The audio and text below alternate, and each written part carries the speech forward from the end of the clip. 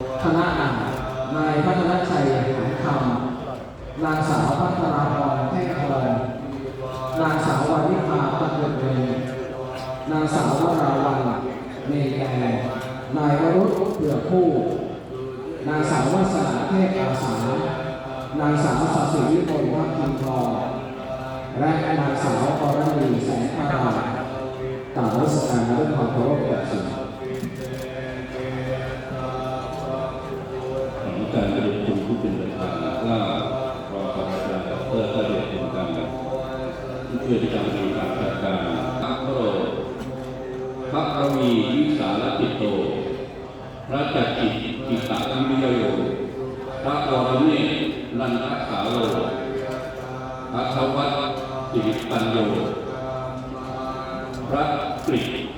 กิจจักรปัจโยพระอธิการสาธรจักรโต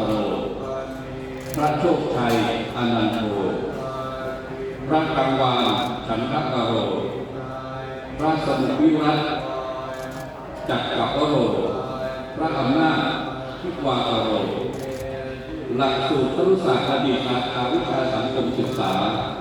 พระเกียรติชัยภูริบุญโยพระมหาคงวิทย์อิติปาลีพระมหารัญชภาสมีรัตรังสีพระนครินทร์พัฒวัชุโรนางสาวขวัญจุราจิตจันทร์นางสาวชลดาเยี่ยมชมนางสาววรวรรณคงประทีป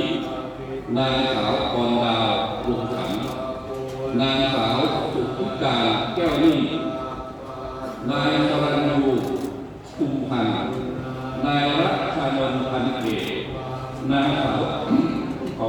งสาวปราวันเกียรติวันนายณัฐวัฒน์สุขพ่วงนายอนุวัฒน์ประจุไทยนางสาวกาญจนาชัยพจน์ศรีนางสาวนฤมลเกียรติอำไพนางสาวพัทรนภาเทตานางสาวสุกัญญาจำปาพันธ์นางสาวสุวรรณีปิดเจริญนางสาวอัญชนาปินปิกานางสาวปิจัญญาธัญพืชนางสาวพัทราวดีเฉลยที่นางสาวรัติการเก่งเกตหลักสูตรรัฐศาสตร์บัณฑิตสาขาวิชารัฐศาสตร์นางสาวจารุณีธัญชาตินางสาวอนุญาตสุขคำกร